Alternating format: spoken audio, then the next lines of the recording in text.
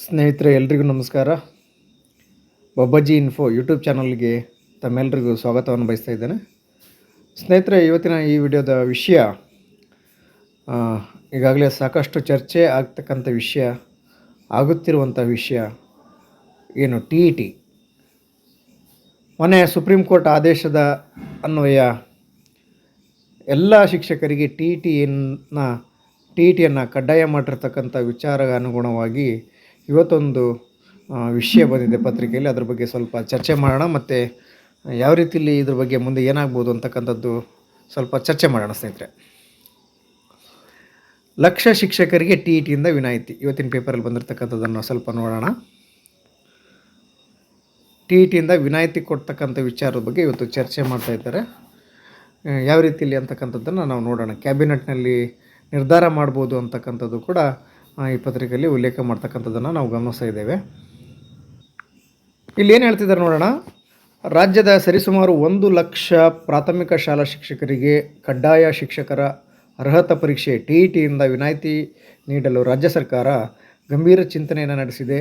September 11ರಂದು ನಡೆಯಲಿರ್ತಕ್ಕಂಥ ರಾಜ್ಯ ಸಚಿವ ಸಂಪುಟದಲ್ಲಿ ಈ ಬಗ್ಗೆ ನಿರ್ಣಯ ತೆಗೆದುಕೊಳ್ಳುವ ನಿರೀಕ್ಷೆ ಇದೆ ಅಂತಕ್ಕಂಥದ್ದು ಒಂದು ಇಲ್ಲಿ ಉಲ್ಲೇಖ ಆಗ್ತಕ್ಕಂಥ ಸ್ನೇಹಿತರು ನೋಡ್ತಾ ಇದ್ದೇವೆ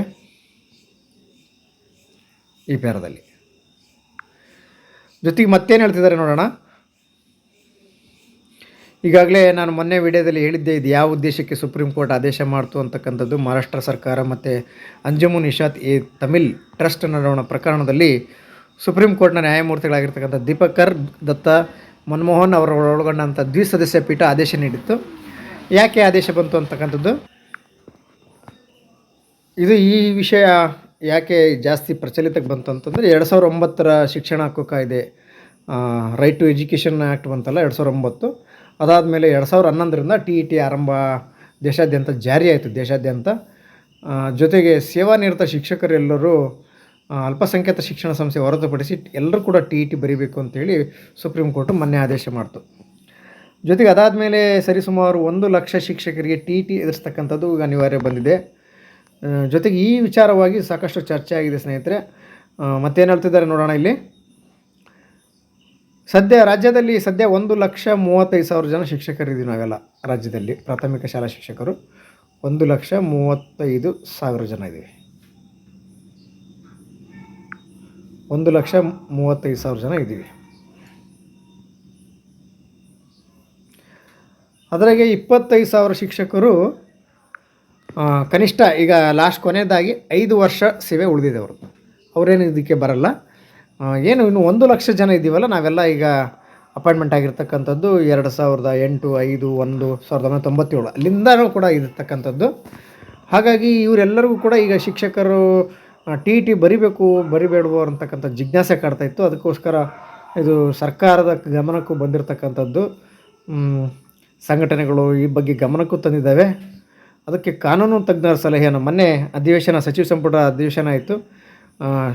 ಶಿಕ್ಷಕರೆಲ್ಲ ನಿರೀಕ್ಷೆ ಇಟ್ಕೊಂಡಿದ್ವಿ, ಏನು PhD ಶಿಕ್ಷಕರಿಗೆ GPT ಶಿಕ್ಷಕರಾಗಿ ವಿಲೀನ ಮಾಡ್ತಕ್ಕಂಥ ಪ್ರಕ್ರಿಯೆ ಅಥವಾ ಏನು ಬಡ್ತಿಯನ್ನು ಕೊಡ್ತಕ್ಕಂಥ ಪ್ರಕ್ರಿಯೆ ಅಧಿವೇಶನದಲ್ಲಿ ಪಾಸ್ ಆಗುತ್ತೆ ಇಡೀ ದಿನ ಕಾಯ್ದ್ವಿ.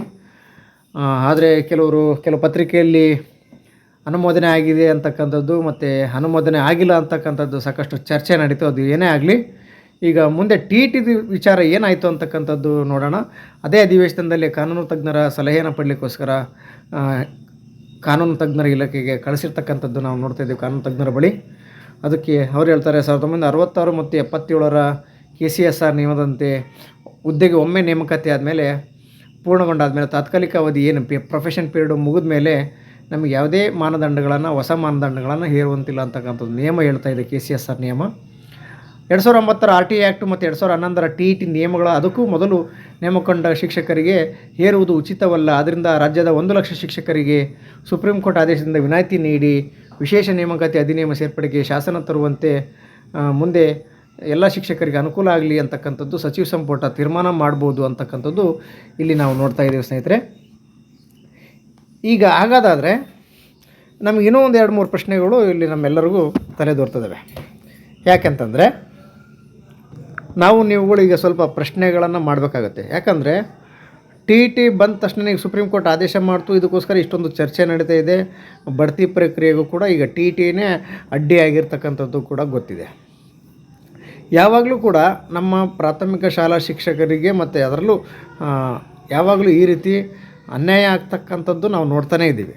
ಉದಾಹರಣೆ ಹೇಳ್ಬೇಕಂತಂದರೆ 2010ರಲ್ಲಿ NPS ಬಂತು, ನ್ಯೂ ಪೆನ್ಷನ್ ಸ್ಕೀಮ್ ಬಂತು, ನ್ಯಾಷನಲ್ ಪೆನ್ಷನ್ ಸ್ಕೀಮ್ ಜಾರಿ ಬಂತು. ಅದನ್ನು ನಾವು 2010ಕ್ಕಿಂತ ಪೂರ್ವದಲ್ಲಿ ಯಾರ್ಯಾರೆಲ್ಲ ನೇಮಕಾತಿ ಆಗಿದ್ವಿ ಎಲ್ಲರಿಗೂ ಅದನ್ನು ಪೂರ್ವಾನ್ವಯ ಮಾಡಿ ನಮಗೂ ಕೂಡ NPS ಜಾರಿ ಮಾಡಿದ್ರು. ಸ್ನೇಹಿತರೆ, ಈಗ ಏನು ಹೇಳ್ತಿದ್ದಾರೆ,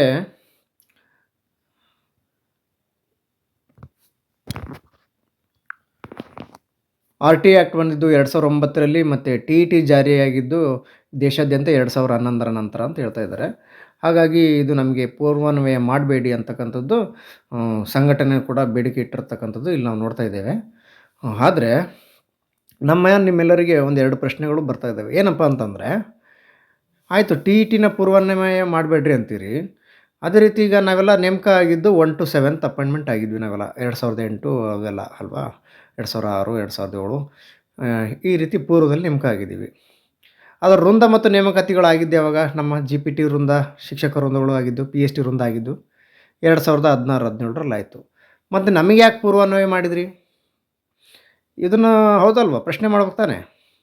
ಕೇವಲ ಟಿ ಇ ಟಿಗೆ ಅನ್ವಯ ಮಾಡಬೇಡ್ರಿ ಅಂತ ಕೇಳೋಕ್ಕಿಂತ ಈಗ ಬಡ್ತಿಯನ್ನು ನಮಗೆ ಮಾಡೋಕ್ಕೆ ಅಂತ ಕೇಳ್ತಾರೆ. ನಾವು ಆಲ್ರೆಡಿ 1 to 7th ಇದ್ದೀವಿ, ಅಪಾಯಿಂಟ್ಮೆಂಟ್ ಇದ್ದವರು, ಮತ್ತು ನಮಗೆ 6ರಿಂದ 8ಕ್ಕೆ ಬೋಧನೆ ಮಾಡೋಕ್ಕೆ ಅನುಮತಿ ಕೊಡ್ರಿ, ಇದು ಮಾಡಿ ಅಂತೇಳಿ ನಮ್ಮ ಹುದ್ದೆನ ನಮಗೆ ಬಡ್ತಿ ಕೇಳೋದು ಎಷ್ಟು ಸಮಂಜಸ?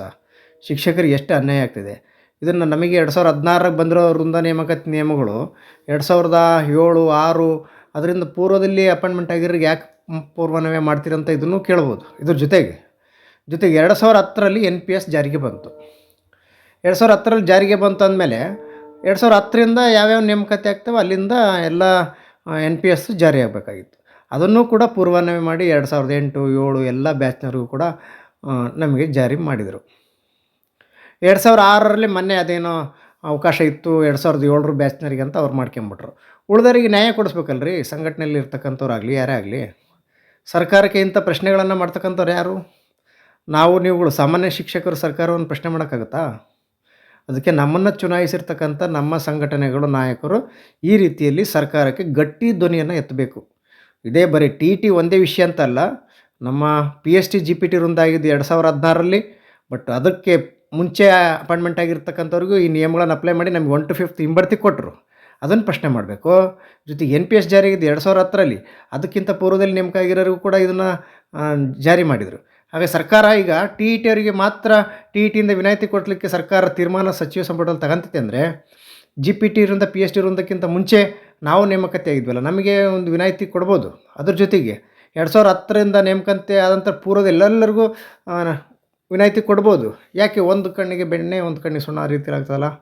ಹಾಗಾಗಿ ನಮ್ಮ ಸಂಘಟನೆ ನೇತೃತ್ವ ವಹಿಸೋರು ಈ ರೀತಿಯೂ ನೀವು ಪ್ರಶ್ನೆ ಮಾಡಬೇಕಾಗುತ್ತೆ.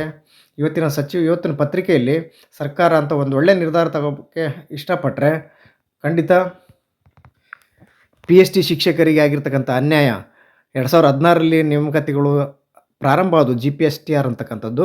ಅದರಿಂದ ಹಿಂದೆ ಇರ್ತಕ್ಕಂಥವರಿಗೆ ಒಂದು ಅನ್ಯಾಯವನ್ನು ವಿಶೇಷವಾದಂಥ ಪ್ರಕರಣವನ್ನು ಪರಿಗಣಿಸಿ ಎಲ್ಲರಿಗೂ ವಿಲೀನದ ಪ್ರಕ್ರಿಯೆ ಮಾಡಿ ಎಲ್ರಿಗೂ ನಾವು ಒಂದು ಅನುಕೂಲ ಮಾಡಿಕೊಡ್ಬೇಕು. ಅದೇ ರೀತಿಯಲ್ಲಿ NPS ಜಾರಿ ಬಂದಿರತಕ್ಕಂಥದ್ದು ಕೂಡ ಅನ್ಯಾಯ ಇದೆ.